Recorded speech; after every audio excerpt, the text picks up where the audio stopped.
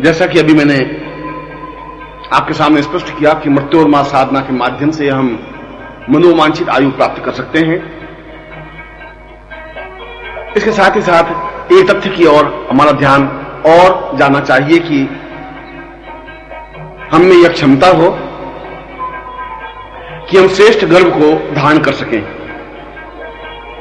एक मां 3 या 4 या 5 या 6 पुत्रों को, ये बालकों को जन्म दे सकती है, और यदि उनमें से भी दुष्ट और दुर्बुद्धि आत्मा वाले जन्म लेते हैं तो एक मां बाप को बहुत दुख और वेदना होती है कि उन्होंने जितना कष्ट, जितना दुख उठाया, उसके बावजूद भी जो कुछ मिलना चाहिए था वो नहीं मिल पाया।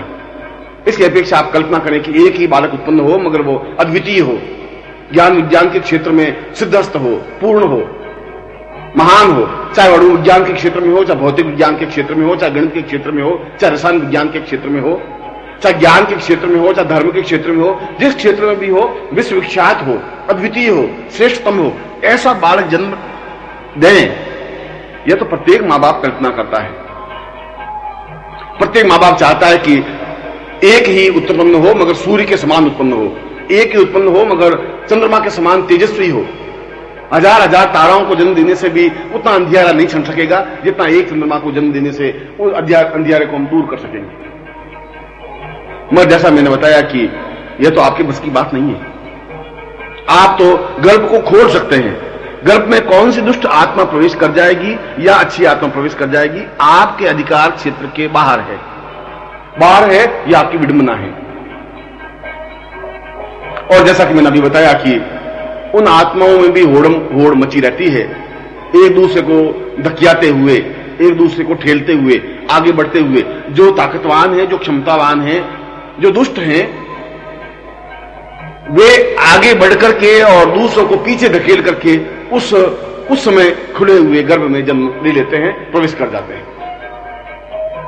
और जो योगी हैं, जो सन्यासी हैं, जो श्रेष्ठ हैं, जो विद्वान हैं, जो सरल, जो निष्प्रह हैं, वे पीछे खड़े रहते हैं और टुकुर टुकुर ताकते रहते हैं कि कभी हमारा अवसर आए और हम भी किसी गर्भ को चुने। इसलिए मां बाप के पास में ऐसी कोई स्थिति नहीं है जिसकी वजह से श्रेष्ठ बालक या श्रेष्ठ आत्मा को अपने गर्भ में प्रवेश दे सके। मगर इसके लिए भी एक साधना है, एक अद्वितीय साधना है जिसको गमय साधना कहा गया है, जिसको पूर्णत्व साधना कहा गया है। और इस गमय साधना के माध्यम से यदि मां गर्भ धारण करने से पूर्व इस गमय साधना को इस गमय साधना को पूर्णता के साथ संपन्न कर लेती है तो उसके गर्भ में एक विशिष्टता प्राप्त हो जाती है। और वह विशिष्टता प्राप्त यह होती है कि दुष्ट आत्मा उसके गर्भ में प्रवेश कर ही नहीं पाती। वह उच्च कोटि के आत्मा को ही अपने गर्भ में निमंत्रण देती है, और वह चाहे कितना ही ढेलम ढेल हो, कितना ही एक दूसरे को धकियाते हो, मगर ज्यों ही एक शुद्ध और पवित्र आत्मा पास में से गुजरती है, गर्भ खुल जाता है और उच्च कोटि की आत्मा उसके गर्भ में प्रवेश कर जाती है। इस प्रकार से उस मां बाप के हाथ में यह होता है कि श्रेष्ठ एक आत्मा को अपने गर्भ में प्रवेश दे। और श्रेष्ठ आत्मा गर्भ में जब प्रवेश करती है तो मां के चेहरे पर एक अपूर्व आभा और तेजस्विता आ जाती है, एक लुनई आ जाती है, एक एहसास होने लग जाता है कि वास्तव में किसी आत्मा ने इस गर्भ में जन्म लिया है, वास्तव में किसी आत्मा ने इस गर्भ में प्रवेश किया है। चेहरे पर एक तेजस्विता आ जाती है, उसका हृदय प्रसन्नता से झूम उठता है और उसको 9 महीने किस प्रकार से व्यतीत होते हैं उसको कुछ पता ही नहीं चलता। और वह जो जन्म देती है तो उसी श्रेष्ठ आत्मा को जन्म देती है जो कि आगे चल करके अपने क्षेत्र में अद्वितीय व्यक्तित्व बन सकता है और अपने क्षेत्र में उच्च कोटि व्यक्तित्व बनकर के मां बाप के नाम को रोशन कर सकता है। वह मां हजारों हजारों वर्षों तक धन्य हो जाती है, आने वाली पीढ़ियां उसकी कृतज्ञ हो जाती हैं। वे मां बाप अपने आप में एक सौभाग्य अनुभव करने लग जाते हैं यदि इस गमय साधना को संपन्न करके इस प्रकार का गर्भ प्राप्त करें। और यह साधना अपने आप में कोई पेचीदा नहीं है, कोई कठिन नहीं है। आवश्यकता है कि हमें इस साधना को संपन्न करना चाहिए। आवश्यकता इस बात की है कि इस साधना को संपन्न करने वाला कोई गुरु आपके बीच में हो। आवश्यक यह है कि वह पति और पत्नी इस बात का निश्चय करे कि हमें गुरु के पास जाकर के इस साधना को संपन्न करना ही है और उसके बाद ही गर्भ धारण करना है। और गुरु उस गमय साधना को संपन्न करवाता है तो यह भी बता देता है कि इस साधना को संपन्न करने के बाद किस तारीख को कितने बजकर के कितने मिनट पर समागम करने से उच्च कोटि की आत्मा का प्रवेश तुम्हारे गर्भ में हो सकेगा। ठीक उस समय तुम्हारा गर्भ खुला होना चाहिए, ठीक उसी समय उस आत्मा का प्रवेश होगा। गमय साधना का तात्पर्य अर्थ ही यही है और यह अपने आप में बहुत महत्वपूर्ण विचार चिंतन है।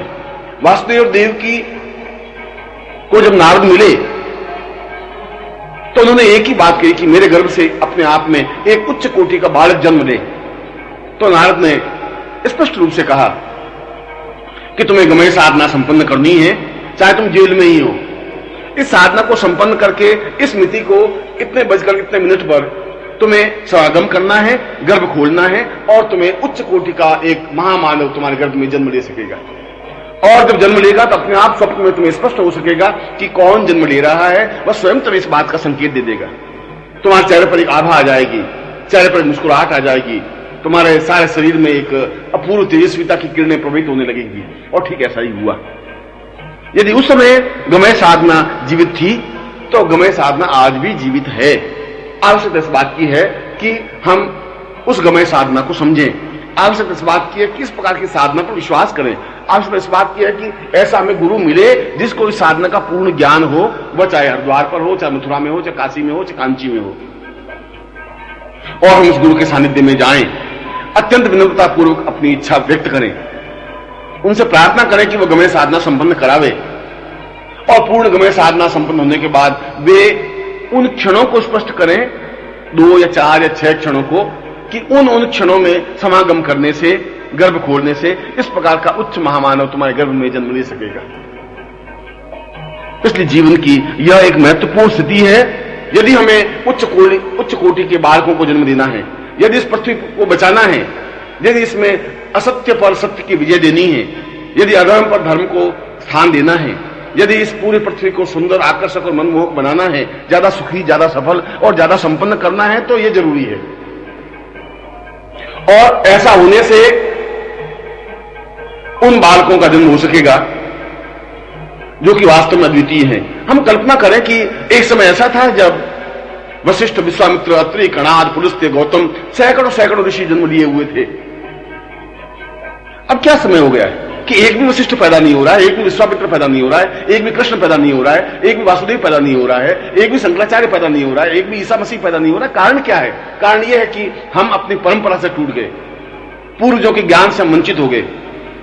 हमें इस बात का ज्ञान नहीं रहा कि हम किस प्रकार से वशिष्ठ और विश्वामित्र को पैदा कर सकते हैं, अत्रि और कणाद को जन्म दे सकते हैं, रामकृष्ण को अपने गर्भ में स्थान दे सकते हैं, क्योंकि हमारे पास गमय साधना का ज्ञान नहीं और ऐसे गुरु नहीं जो गमय साधना संपन्न करवा सके। उन क्षणों का, उस ज्योतिष का उनको एहसास नहीं कि जिस क्षण विशेष में वे उच्च कोटि की आत्मा गर्भ में जन्म ले सके। यह आज के युग में प्रत्येक पुरुष और स्त्री के लिए आवश्यक ही नहीं, अनिवार्य हो गया है। और यदि आप वृद्ध हो गए हैं तो आपके पुत्र हैं, पुत्र वधू हैं, उनके गर्भ से उच्च कोटि का बालक जन्म लेने की क्रिया संपन्न करवा सकते हैं। आपका पौत्र है, पौत्र वधू है, उनको इस प्रकार की शिक्षा, चेतना और ज्ञान दे सकते हैं कि वे इस प्रकार के योग्यतम बालक को जन्म ले। ऐसा संभव हो सकता है। और मैंने तीसरा प्रश्न आपके सामने रखा था कि हमने जन्म लिया, हम बड़े हुए, हमने अपने जीवन में जो कुछ भी कार्य करना था कार्य किया और हम मृत्यु को प्राप्त हो गए। सैकड़ों हजारों लोग नित्य मृत्यु को प्राप्त होते हैं और व्यक्ति उठ करके चिता पर लेटता है और समाप्त हो जाता है। मगर मृत्यु से परे, मृत्यु के बाद उसका अस्तित्व, उनके प्राणों का अस्तित्व तो विद्यमान रहता ही है। जैसा कि मैंने बताया कि अंगुष्ठ के आकार की जीवात्मा इस पितृलोक में बराबर विचरण करती रहती है और उन लाखों करोड़ों आत्माओं में तुम्हारी भी एक आत्मा होती है। उन लाखों करोड़ों की भीड़ में तुम भी एक गुमनाम सा एक आत्मा लिए हुए खड़े रहते हो, कोशिश करते हो कि कोई गर्भ मिले और जन्म ले। मगर आप सरल हैं, आप सीधे हैं, आप भले हैं, आपने जीवन को एक शुद्धता के साथ व्यतीत किया है। आप में छल नहीं है, कपट नहीं है, झूठ नहीं है, धक्का मुक्की नहीं है, दुष्टात्मा नहीं है।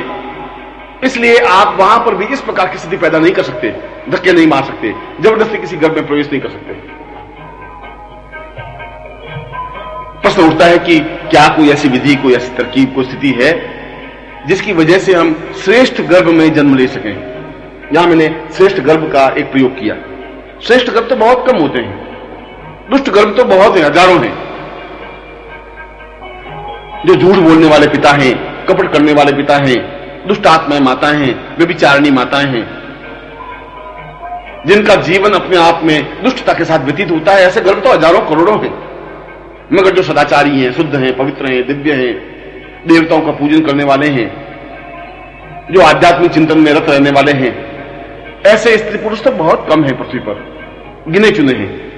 बहुत कम है जो पति और पत्नी दोनों ही साधना में और आराधना में व्यतीत करते हों। ऐसे पति पत्नी बहुत कम है जो नित्य भगवत चर्चा में अपने जीवन को व्यतीत करते हों, जो झूठ और सत्य से, झूठ और कपट से परे रहते हों, जिनका जीवन अपने आप में सात्विक हो, जो अपने आप में देवात्मा हो, जो अपने आप में पवित्र हो, दिव्य हो। ऐसे स्त्री और पुरुष श्रेष्ठ युगल कहे जाते हैं। और यदि ऐसे पुरुष और स्त्री के गर्भ में हम जन्म लें तो अपने आप में हम मान्यता होती है, अद्वितीयता होती है। क्या हम कल्पना कर सकते हैं कि देवकी के अलावा और किसी गर्भ में कृष्ण जन्म ले सकते थे? क्या हम ऐसा सोच सकते हैं कि कौशल्य के अलावा और किसी मां में इतनी ताकत और क्षमता थी कि राम को अपने गर्भ में जन्म दे सके? नहीं। इसके लिए पवित्रता, दिव्यता, श्रेष्ठता, उच्चता जरूरी है। मगर प्रश्न यहां उठता है कि हम मृत्यु को प्राप्त होने के बाद क्या हमारी चेतना बनी रह सकती है? और मृत्यु को प्राप्त होने के बाद क्या कोई ऐसी स्थिति, कोई ऐसी तरकीब, कोई ऐसी विशिष्टता है कि हम श्रेष्ठ गर्भ का चुनाव कर सकें? वह चाहे किसी शहर में हो, वह चाहे किसी प्रांत में हो, वह चाहे किसी राष्ट्र में हो। जहां जिस राष्ट्र में चाहें, भारतवर्ष में चाहें, जिस शहर में चाहें, जिस स्त्री पुरुष के गर्भ से जन्म लेना चाहें, हम जन्म ले सकें, क्या कोई ऐसी स्थिति है? यह प्रश्न हमारे सामने बिल्कुल दो टूक शब्दों में स्पष्ट खड़ा रहता है। और इस प्रश्न का उत्तर विज्ञान के पास नहीं है, हमारे पास नहीं है। हम मृत्यु को प्राप्त होने के बाद हम विवश हो जाते हैं, मजबूर हो जाते हैं, लाचार हो जाते हैं। यह कोई स्पष्ट नहीं है कि हम 2 साल बाद या 10 साल बाद या 15 साल बाद या 50 साल बाद उस पितृलोक में भटकते हुए कहीं जन्म ले लें। हो सकता है हम किसी गरीब घराने में जन्म ले लें, कसाई के घर में जन्म ले लें, हम किसी दुष्ट आत्मा के घर में जन्म ले लें, हम किसी व्यभिचारी के घर में जन्म ले लें, और हम किसी ऐसी मां के घर में जन्म लें कि भ्रूण हत्या हो जाए, गर्भपात हो जाए, हम पूरा जन्म ही नहीं ले सके। आप कल्पना करें कि कितनी व्यवस्था हो जाएगी हमारे जीवन की,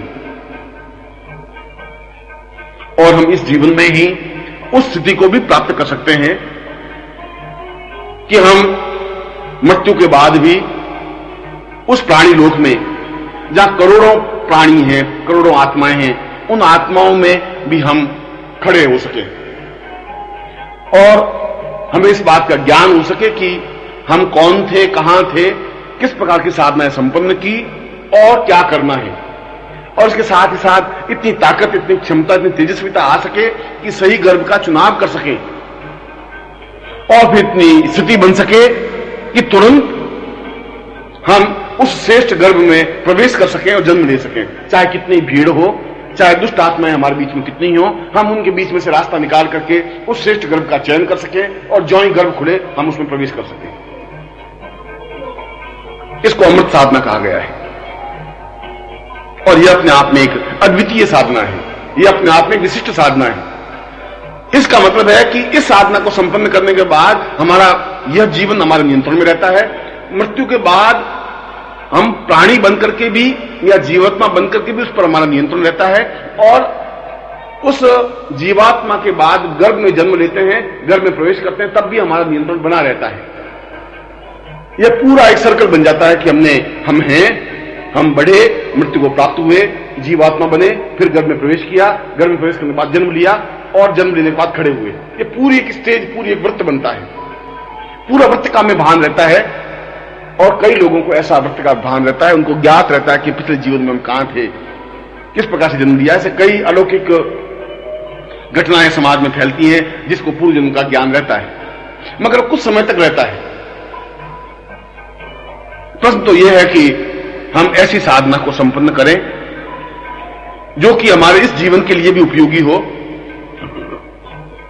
और इस जीवन के बाद अगर प्राणात्मा हमारी इस वायुमंडल में विचरण करती रहती है तो प्राणात्मा पर भी हमारा नियंत्रण बना रहे, साधना के माध्यम से वो डोर टूटे नहीं, डोर अपने आप जुड़ी रहे, और जल्दी से जल्दी उच्च कोटि के गर्भ में हम प्रवेश कर सकें। ऐसा नहीं है कि उसको प्रवेश करने के लिए हम 50 वर्ष प्रतीक्षा करें, 500 साल प्रतीक्षा करें। हम चाहते हैं कि वापस जल्दी से जल्दी जन्म लें। हम चाहते हैं कि इस जीवन की जो साधना की है वो हमें स्मरण रहे, और जितना हमने ज्ञान प्राप्त कर लिया उसके आगे का ज्ञान प्राप्त करें, क्योंकि ज्ञान का तो एक अथाह सागर है, एक अनंत है, अनंत पथ है। इस जीवन में हम पूर्ण साधनाएं संपन्न नहीं कर सके तो अगले जीवन में जहां हमने छोड़ा है उसके आगे बढ़ सके, क्योंकि ये जो इस जीवन का जो ज्ञान है वह उस जीवन में स्मरण रहता है। यदि वो प्राणात्मा और जीवात्मा पर हमारा नियंत्रण होता है, गर्भ पर हमारा नियंत्रण होता है, गर्भ में जन्म लेना हमारा नियंत्रण होता है, और जन्म लेने के बाद गर्भ से बाहर आने की क्रिया का हमें नियंत्रण रहता है। इसलिए इस अमृत साधना का भी हमारे जीवन में अत्यधिक महत्व है, क्योंकि अमृत साधना के माध्यम से हम जीवन को छोड़ नहीं पाते, हमारे जीवन पर पूरा अधिकार रहता है। हम जिस प्रकार स्थिति चाहें उस प्रकार स्थिति को प्राप्त कर सकते हैं। प्रत्येक पुरुष और स्त्री को अपने जीवन काल में जब भी समय मिले, जब भी अवसर मिले, अपने गुरु के पास जाना चाहिए। मैं गुरु शब्द इसलिए प्रयोग कर रहा हूं कि जिसको इस साधना का ज्ञान हो वह गुरु हो सकता है। ऐसा गुरु आपका भाई हो सकता है, आपकी पत्नी हो सकती है, आपका पुत्र हो सकता है, यदि उनको इस प्रकार का ज्ञान है। और यदि नहीं ज्ञान है तो जिस गुरु को इस प्रकार का ज्ञान है हम उसके पास जाएं, उनके चरणों में बैठें, विनम्रता से निवेदन करें कि हम उस अमृत साधना को प्राप्त करना चाहते हैं, क्योंकि इस जीवन को तो हम अपने नियंत्रण में रखें ही, इसके बाद हम जब जन्म लें तो उस प्राणात्मा पर और जीवात्मा पर भी हमारा नियंत्रण बना रह सके, और हम जल्दी से जल्दी गर्भ को चुने, श्रेष्ठतम गर्भ को चुने, अद्वितीय उच्च कोटि की मां को चुने, उस परिवार को चुने जहां हम जन्म लेना चाहते हैं, और उस गर्भ में हम जन्म लेकर के एक उच्च कोटि के बालक बन सके। क्योंकि इस साधना से उच्च कोटि के मां बाप का चयन कर सकते हैं, और यदि हम चाहें कि अमुक मां बाप के गर्भ से ही जन्म लेना है तब भी ऐसा हो सकता है। यदि हम चाहें कि इस शहर के उस मां बाप के यहां जन्म लेना है और यदि वे गर्भ धारण करने की क्षमता रखते हैं तो वापस उसमें प्रवेश करके जन्म ले सकते हैं। ऐसे कई उदाहरण बने हैं कि जिस मां के गर्भ से जन्म लिया और किसी कारणवश मृत्यु को प्राप्त हो गए तो उसी मां के गर्भ से वापस भी जन्म लेने की स्थिति बन सकती है। खैर ये तो आगे की स्थिति है। इस समय स्थिति तो यह है कि हम इस अमृत साधना के माध्यम से अपने वर्तमान जीवन को अपने नियंत्रण में रखें, इस मृत्यु के बाद जीवात्मा स्थिति पर नियंत्रण रखें, हम जो गर्भ चाहें श्रेष्ठतम गर्भ में प्रवेश करें, पूर्णता के साथ प्रवेश करते हुए पूर्ण गर्भ धारण करते हुए हम जन्म लें, और जन्म लेने के बाद भी इस जीवन का पूर्व स्मरण हमें पूर्ण तरह से रहे, जिससे कि इस जीवन में जितनी साधनाएं की हैं उस साधनाओं को हम आगे बढ़ा सकें। इस जीवन में जिस गुरु के संपर्क में रहे हैं उस गुरु के चरणों में वापस जल्दी से जल्दी जा सके, आगे की साधना संपन्न कर सकें। यह चाहे पुरुष हो, चाहे स्त्री हो, चाहे साधक हो, चाहे साधिका हो, प्रत्येक के जीवन की यह मान्यता है कि वो इस साधना को संपन्न कर सकता है। मैंने अपने इस प्रवचन में 3 साधनाओं का उल्लेख किया: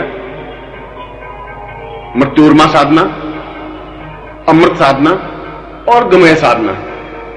और इन तीनों साधनाओं को मिलाकर के मृत्योर्मा अमृतम गमय शब्द विभूषित किया गया है। इसलिए ईशावास्य उपनिषद में और जिस उपनिषद में इस बात की चर्चा है वह केवल एक पंक्ति नहीं है, मृत्योर्मा अमृतम गमय, मृत्यु से अमृत्यु की ओर चले जाएं। हम किस प्रकार से जाएं, किस तरकीब से जाएं, इसलिए इसके तीनों साधनाओं के नामकरण भी इसमें दिए। इसको स्पष्ट किया कि तीनों साधनों को सामंजस्य करना, तीनों साधनों को समझना हमारे जीवन में जरूरी है, आवश्यक है। और हम अपने जीवन काल में ही इन तीनों ही साधनाओं को संपन्न करें, यह हमारे लिए जरूरी है, आवश्यक है। और जितना जल्दी हो सके इस साधनाओं को संपन्न करें, जितना जल्दी हो सके अपने गुरु के चरणों में बैठें, जितना जल्दी हो सके उनके चरणों में अपने आप को निवेदित करें, अपनी बात को कहें उनको स्पष्ट करें कि हम क्या चाहते हैं, और वह जो समय दे, वह जो परीक्षा ले हम परीक्षा दें, वह जिस प्रकार से हमारा उपयोग करना चाहे हम उपयोग होने दें, मगर उनके चरणों में लिपटे रहें, क्योंकि हमें उनसे प्राप्त करना है अद्भुत ज्ञान, अद्वितीय ज्ञान, श्रेष्ठतम ज्ञान। बहुत कुछ खोने के बाद बहुत कुछ प्राप्त हो सकता है। यदि आप कुछ खोना नहीं चाहें और बहुत कुछ प्राप्त करना चाहें, ऐसा जीवन में संभव नहीं हो सकता। अपने जीवन को दांव पे लगा करके प्राप्त किया जा सकता है। यदि आप जीवन को बचा रहे हैं, जीवन को बचाते रहे और बहुत कुछ प्राप्त करना चाहें, तो ऐसा संभव नहीं हो सकता। इसीलिए इस उपनिषद काल में इस मृत्योर्मा अमृतम गमय से संबंधित कुछ विशिष्ट मंत्रों का प्रयोग किया। यद्यपि इसकी साधना पद्धति अपने आप में एक सरल है, सही है, कोई भी स्त्री और पुरुष इस साधना को संपन्न कर सकता है। यद्यपि इस साधना के लिए बहुत आवश्यक है कि गुरु के चरणों में पहुंचना अनिवार्य है, क्योंकि इसकी पेचीदगी गुरु के द्वारा ही समझी जा सकती है। उनके साथ उनके द्वारा ही उन मंत्रों को प्राप्त किया जा सकता है। परंतु मैं उन मंत्रों का आपके सामने उल्लेख कर रहा हूं जो मृत्योर्मा, अमृतम और गमय तीनों साधनाओं से संबंधित है। जब नित्य इन मंत्रों को हम एक बार श्रवण करते हैं, तब भी हमारे जीवन की चैतन्यता बनती है, तब भी हम जीवन में उत्थान की ओर अग्रसर होते हैं, तब भी हम ऊंचाई की ओर अग्रसर होते हैं, तब भी हम मृत्यु पर विजय प्राप्त करने की साहस और सक्षमता प्राप्त कर पाते हैं, और तब भी हम उस मृत्यु से अमृत्यु की ओर अग्रसर होते हैं, जहां मृत्यु हम पर झपट्टा नहीं मार सकती, जहां मृत्यु पर हम पर दबोच नहीं सकती, जहां मृत्यु में मार नहीं सकती, समाप्त नहीं कर सकती, और हम जितना वर्ष चाहे, जितने युग चाहे जीवित रह सकते हैं। मैं उन मंत्रों का आपके सामने उच्चारण कर रहा हूं, जिन मंत्रों को बार बार आपको नित्य सुनना ही चाहिए। 1 बार, 5 बार, 11 बार, 21 बार, 101 बार, जितना आपको समय मिले, मगर नित्य इसको श्रवण करने से ही अपने आप में सफलता मिल जाती है।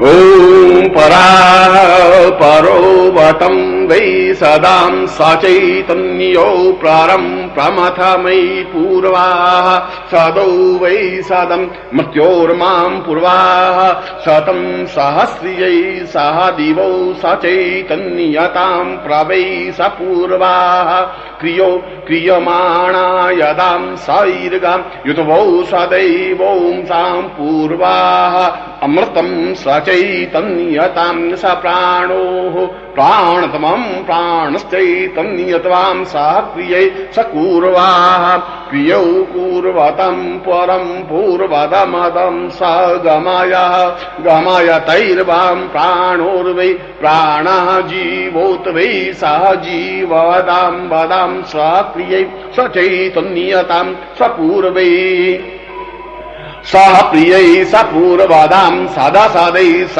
क्रियै स पूर्वश्चैतन्यतां सहौषतां सह दीर्घत्वां पूर्वदा मदाः पूर्वोः शतं सह मृत्योर्माम् अमृतां पूर्वत अमृताम् अमृतं स चैतन्यतां गमयतैं गमय पूर्वाः सदो मामृतो मृत्योर्मां मृत्योर्मैव त्वां पूर्वाः मृत्योर्मयि मृतो मृतं मृतं मृत्योर्भ अमृतं सप्रतां मृत्योर्माम् अमृतं गमय त्वां सदा सक्रियै गमय मृत्योर्मां सा गमय गमयतौ सा अमृत्युर्वै पूर्वदा सचिन्तयन्त्वां सह क्रियै स पूर्वाः सतौ सदा सचिन्तयां पूर्वदा सतौ सा क्रियै कल्याण त्वां पूर्णवद प्राणो यः प्राण त्वां जीवो यः जीव त्वां सदैव सदीर्घो यत्वां सहो सदां पूर्वदां मद। ओम पूर्णमदः पूर्णमिदं पूर्णात् पूर्णमुदच्यते पूर्णस्य पूर्णमादाय पूर्णमेवावशिष्यते। ओम पूर्ण पूर्ण पूर्ण हरि ओम।